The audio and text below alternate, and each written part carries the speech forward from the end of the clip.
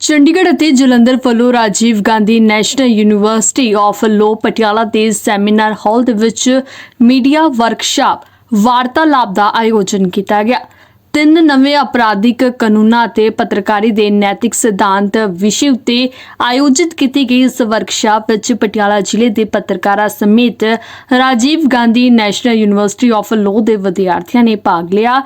ਇਸ ਮੌਕੇ ਸ਼੍ਰੀ ਅਨੁਭਵ ਡਿਮਰੀ ਸਹਾਇਕ ਡਾਇਰੈਕਟਰ PIB ਚੰਡੀਗੜ੍ਹ ਨੇ ਪਹੁੰਚੇ ਮਹਿਮਾਨਾਂ ਦਾ ਸਵਾਗਤ ਕਰਦਿਆਂ ਹੋਇਆਂ ਭਾਰਤ ਸਰਕਾਰ ਦੇ ਸੂਚਨਾ ਅਤੇ ਪ੍ਰਸਾਰਣ ਮੰਤਰਾਲੇ ਦੇ ਵੱਖ-ਵੱਖ ਮੀਡੀਆ ਯੂਨਿਟਾਂ ਦੀ ਭੂਮਿਕਾ ਬਾਰੇ ਜਾਣਕਾਰੀ ਦਿੱਤੀ।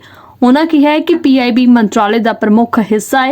उन्होंने कहा कि सरकार ਦੀਆਂ ਨੀਤੀਆਂ, ਪ੍ਰੋਗਰਾਮਾਂ ਅਤੇ ਯੋਜਨਾਵਾਂ ਆਦਿ ਨੂੰ ਪ੍ਰਭਾਵਸ਼ਾਲੀ ਢੰਗ ਦੇ ਨਾਲ ਲੋਕਾਂ ਤੱਕ ਪਹੁੰਚਾਉਣ ਦੇ ਲਈ PIB ਅਤੇ ਮੀਡੀਆ ਦਰਮਿਆਨ ਤਾਲਮੇਲ ਵਧਾਉਣਾ ਜ਼ਰੂਰੀ ਹੈ। ਇਸੇ महत्व तहत वार्तालाप का आयोजन किया गया। देखिए, एक और प्रावधान इससे पहले के मैडम जवाब दें, एक और प्रावधान हमने किया।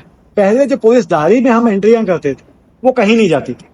अब हमने उसकी भी व्यवस्था की है नागरिक सुरक्षा संहिता में कि इसकी कॉपी भी न्यायालय के समक्ष जाएगी। तो हम ट्रांसपेरेंसी लाना चाहते हैं, सरकार ट्रांसपेरेंसी लाना चाहती है। मैं मानता हूं कि इनकी इम्प्लीमेंटेशन में खामियां रहेंगी, परंतु धीरे धीरे जैसे जैसे जनमानस में इसकी चेतना आएगी, जैसे जैसे अवेयरनेस बढ़ेगी, ये भी खामियां दूर होंगी। सेमिनार की जरूरत है अभी और अवेयरनेस की आवश्यकता है। आप ऐसे प्रोडक्ट पैदा करो ना बच्चे, क्योंकि आपके बच्चे ही अधिवक्ता बनेंगे, आपके बच्चे ही सेशन जज बनेंगे।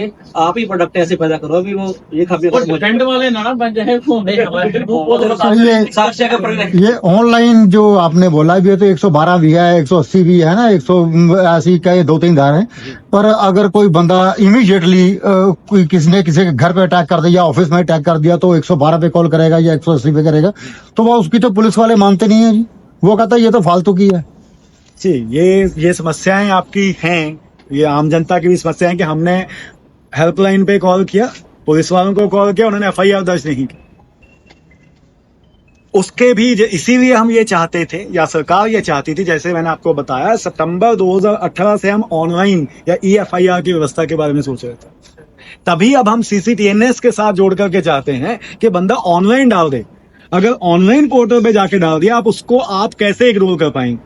वो रिकॉर्ड में तो कहीं आ गया।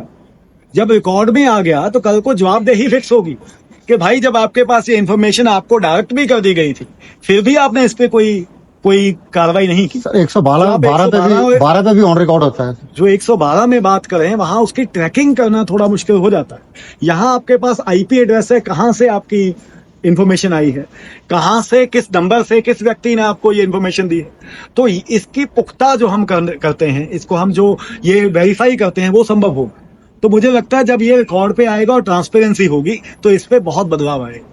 ये नए कानून बने हैं, इसमें Rajiv Gandhi national law university का कोई रोल है? आपके से वैसे चर्चा हुई होगी, आपके जो एक्सपर्ट हैं, आपके भी किसी प्रोफेसर ने वहाँ पर जो होम मिनिस्ट्री के साथ या कोई लॉ कमीशन थे उनको बुलाया, आपने भी भेजा है कुछ? जी, अपनी यूनिवर्सिटी का योगदान है इसमें? जी, हमारे भूतपूर्व जो वाइस चांसलर थे वो उस कमेटी में रहे हैं, जो होम मिनिस्ट्री की कमेटी थी, जिसमें उन्होंने नए कानूनों के प्रारूपों पे विचार किया।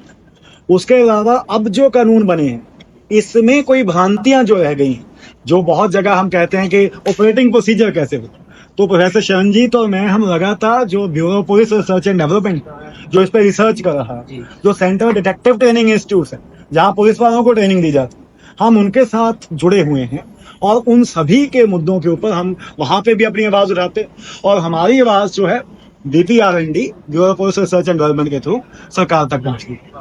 और लगभग 26 दिसंबर 2023 से ही हम लोग जुड़े हुए हैं पुलिस संस्थाओं के साथ, और क्या क्या कहाँ कमी नजर आती है उसके बारे में भी हम अपने इनपुट्स देते रहते हैं। पर आप लोगों ने ना मिसयूज ऑफ लॉ की बात की।